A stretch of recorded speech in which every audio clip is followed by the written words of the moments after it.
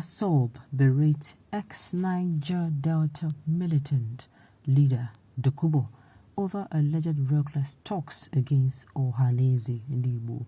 Welcome to the news and thank you for tuning in to listen. The movement for the actualization of the sovereign state of Biafra, Massob, on Tuesday expressed disappointment over the alleged reckless and unguided statement by the former Niger Delta militant leader Asari Dokubo against the interest and position of Nnamdi in Nigeria. The group, in a statement signed by the National Director of Information of Massob, Edison Samuel, and made available to newsmen in Abakaliki, cautioned Asari Dokubo to desist from working against the interest of Ohanaeze Nnamdi. Massob noted further that any attack against the leadership of Ohanaeze Nnamdi, especially as it concerns the release of Nnamdi Kanu, is against the entire Igbo land. The group equally condemned in totality the disrespectful outburst of Asari Dokubo against an Igbo statesman and former governor of Anambra State, Chief Chukwuemeka Ezife, on his good position on Igbo interest in Nigeria. The statement reads in part: "We demand an apology from Asari Dokubo to the former governor of Anambra State, His Excellency Chief Chukwuemeka Ezife, for the insult he meted on him." Massob wished to make it clear that an insult to any Igbo leader is an insult to the entire Igbo nation. Asari Dokubo should know that he has betrayed the people of Biafra, just like his elder brother, Isaac Adakaboro, did before and during the Biafra-Nigeria Civil War. Whenever General Chukwuemeka Odumegojugo finishes meeting with leaders of Eastern region of then Nigeria, Isaac Adakaboro would travel in the night to Lagos just to relay every discussion he had with Ojukwu to Yakubu Gowon. If Asari Dokubo has a father or an elder in his family, he would not have insulted an elder statesman like Chief Ezife. What is wrong if Chief Ezife supports Nnamdi Kanu?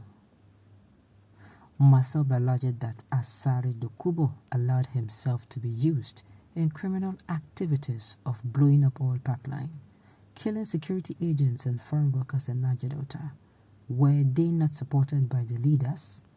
It was the support of the leaders that made the then government negotiate with them, the group stated. Asari Dokubo, sincerely, like I said recently, like I do say, he's coming out now to spray bullets. Spray bullet, I mean, is he talks anyhow, he attacks almost anyone, and I'm wondering if the man is fine. Can anybody check up on him? Is he okay? Because he comes most times on his Facebook page, and you know, the way he comes out at people, you start wondering, they send this guy. Sometimes you're tempted to say, sincerely, this guy don't collect money. Because for someone to out of the blues come out, all of a sudden you start talking about something. There are two things involved. And most times the angle he's speaking, you tend to not to understand where he's coming from. Yes.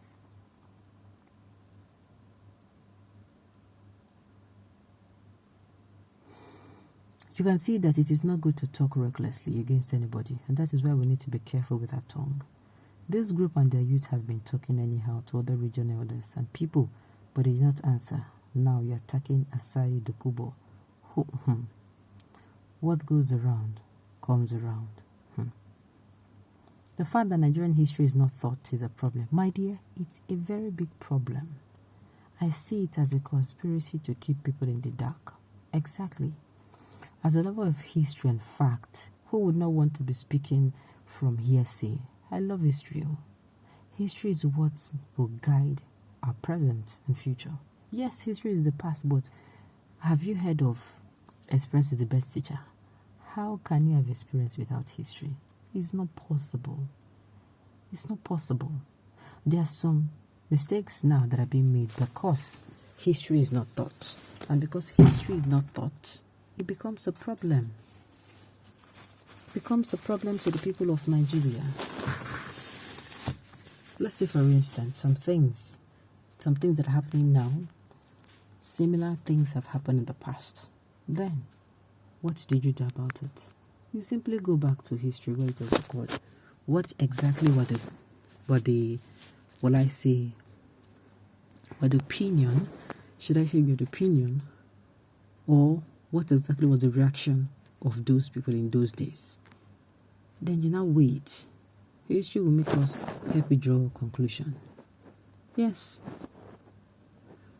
He was not Igbo and never had a pact with Igbo. How can anyone say Adakaburu betrayed Igbo? He was not Igbo and never had a pact with Igbo. Ojukwu got him arrested on the orders of Agui Ironsi because he wanted Delta independence. When the civil war broke out, he had no choice but to fight against his oppressors. So who betrayed whom? Again, Ojukwu was never a general. Borrow yourself sense and stop living in the past. Okay?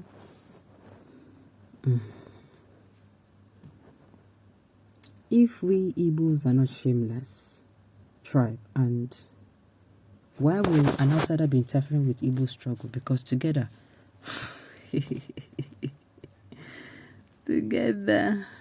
I don't even know the angle this person is coming from. I can't even read it out. I'm sorry.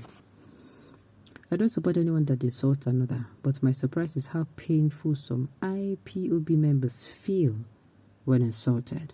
They should also know that Nnamdi Kanu is the vocabulary and commander of insulting words. None like him when it comes to that.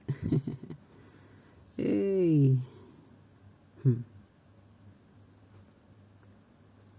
Okay. The loquacious and unprincipled Asari is a modern-day quisling and field columnist. Hey, Uncle Easy with this your grammar. All they are trying to say is Asari Dokubo should mind his words. But now, I don't know the issue between these people and Asari. To me, I think there's an issue on ground. Whatever the issue is, this is certainly not the time to come out at each other's throat. In fact, in the history of Nigeria, this is the time where we are supposed to be planning together how to make sure this coming election, we do it in such a way we outsmart our politicians. We are here talking about this. Yes, we should have our own plan. The way our politicians have plans and plans for us, we should also have plans and plans for them, so that as they feel they go shock us, now then the electric go shock pass. I'll be waiting, I think. On this note, we've come to the end of the news. We say thank you.